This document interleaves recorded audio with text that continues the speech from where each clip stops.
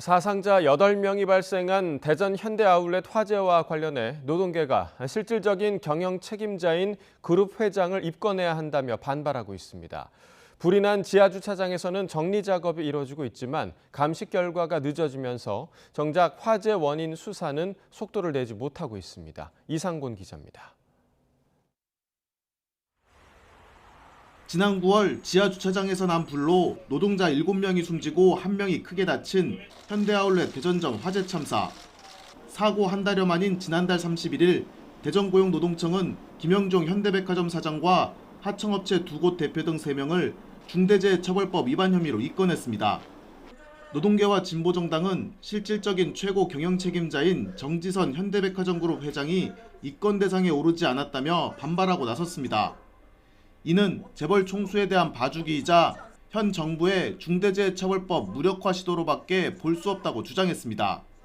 화재 참사의 실질적인 최고 경영 책임자인 정시선 회장을 입건하고 제대로 된 진상규명과 책임자 처벌로 대전 시민의 안전과 노동자의 안전을 지키는 제대로 된 재발 방지 대책을 세울 것을 요청합니다.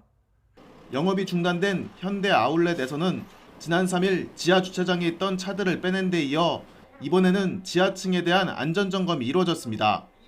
회사 측은 지하창고에 보관된 물건을 빼내고 내부 청소를 진행하기 위해 작업자를 투입해도 될 정도로 안전한지 민간업체가 확인하는 차원이라고 설명했습니다.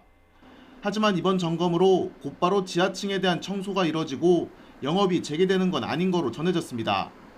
대전노동청은 현대백화점 측이 이번 점검 결과를 토대로 안전대책을 수립해 제출하면 부분 작업 중지 명령을 해제할지 심의하겠다고 밝혔습니다.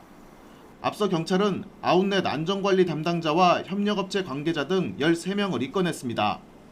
하지만 감식 결과 통보가 늦어지면서 화재 원인이나 소방시설 작동 여부 등 중요한 사실들이 아직 밝혀지지 않았습니다. 국립과학수사연구원이 화재 재현 실험을 진행할 것으로 알려진 가운데 경찰 수사 결과 발표까지는 상당한 시간이 걸릴 전망입니다. YTN 이상곤입니다.